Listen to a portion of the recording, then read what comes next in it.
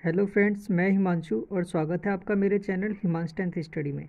तो इस वीडियो में हम हल करेंगे कक्षा 10th की गणित के प्रश्नावली 2.3 के प्रश्न नंबर 2 का तीसरा पार्ट, जहां प्रश्न नंबर 2 में पूछा गया है कि क्या प्रथम बहुपद तृतीय बहुपद का एक गुणनखंड है।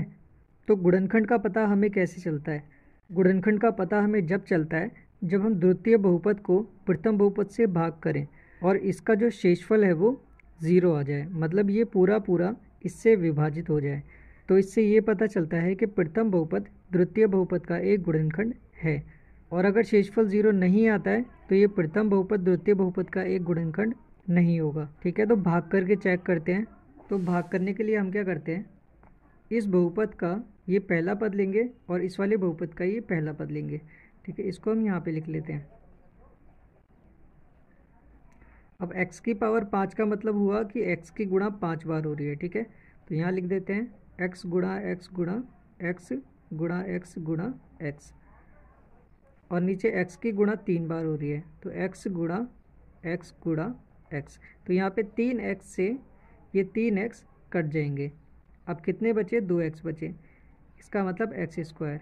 तो ये जो एक्स स्क्वायर आया है इसको हम यहाँ पे लिख देंगे और इस एक्स स्क्वायर की गुणा हम इससे करेंगे और जो भी गुणा करके आएगा उसको हम यहाँ पे लिख देंगे। ठीक है, तो गुणा करते हैं एक्स स्क्वायर की गुणा इससे, एक्स की पावर 3 माइनस 3x प्लस 1। तो जब हम गुणा करते हैं तो इनकी घातें आपस में प्लस हो जाती हैं, तो 3 और 2 क्या हो जाएगा? 5। तो x की घात 5, फिर माइनस, फिर 3x की गुणा एक्स स्क्वायर से करेंगे तो ये आ जाएगा 3x की पावर 3। ठीक है, क्योंकि यहाँ पे x के ऊपर कोई घात नहीं है, इसका मतलब एक घात है, तो 2 और 1 3। फिर प्लस एक्स स्क्वायर की गुणा 1 से करेंगे तो ये एक्स स्क्वायर आएगा। अब ये जो गुणा करके आया इसको हम यहाँ पे लिख देंगे। तो x की घात 5 माइनस 3x की पावर 3 और क्या है प्लस एक्स स्क्वायर।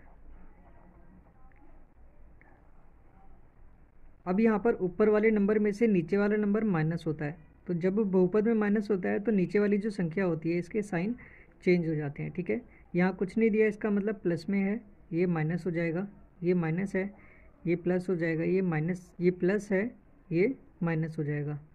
अब ये दोनों संख्या सेम है, ऊपर वाला प्लस का है नीचे वाला माइनस का, ये आपस में कट जाएंगे। इसी तरह से ये दोनों भी सेम है, ऊपर वाला प्लस में है नीचे वाला माइनस में, तो ये भी आपस में कट जाएगा।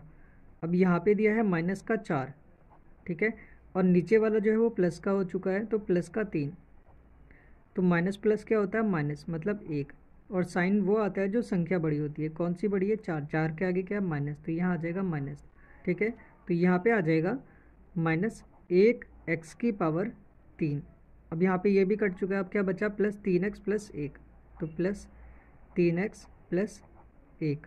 ठीक है, अब जैसे हमने यहाँ पर किया था ऐसे हम यहाँ करेंगे। इस बहुपद का ये पहला पद लेंगे और इस बहुपद का ये पहला पद लेंगे। तो यहाँ पे हमें दिया है माइनस 1x की पावर 3 और ये दिया है हमें सिर्फ x की पावर 3। ठीक है, तो ये पूरा का पूरा कट जाएगा, क्या बचेगा? माइनस का 1 बचेगा। तो ये जो माइनस 1 है इसको हम यहाँ लिखेंगे और माइनस 1 की गुणा हम इस पूरे से करेंगे और जो भी गुणा करके आएगा उसको हम यहाँ पे लिख देंगे। तो यहाँ पे हम गुणा करते हैं माइनस 1 की गुणा x की पावर 3 माइनस 3x प्लस 1 से।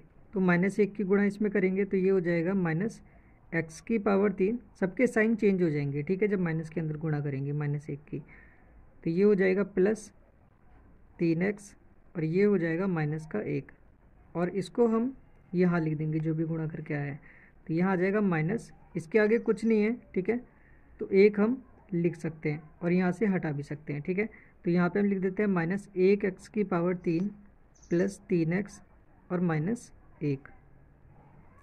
अब ऊपर वाली संख्या से नीचे वाली संख्या को माइनस करेंगे तो नीचे वाली संख्या के साइन चेंज हो जाएंगे। ये प्लस माइनस में है, ये प्लस में हो जाएगा, ये प्लस में है, ये माइनस हो जाएगा, ये माइनस है, ये प्लस हो जाएगा। अब ये दोनों संख्या सेम है, ऊपर वाला माइनस का नीचे वाला प्लस का, ये आपस में कट जाएंगे। इसी तरह से ये भी सेम है और इनके साइन चेंज हैं तो ये भी कट जाएगा। अब यहाँ आ गया प्लस का 1 और नीचे वाला भी प्लस का 1, तो 1 और 1 कितना हो जाएगा? 2, तो यहाँ आ जाएगा 2।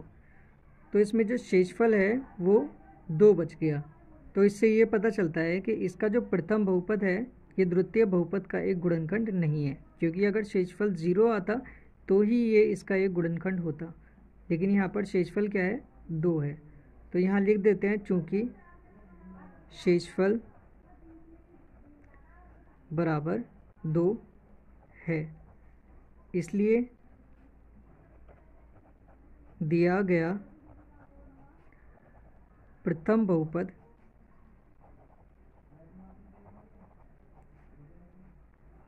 द्वितीय बहुपद का एक गुणनखंड नहीं है।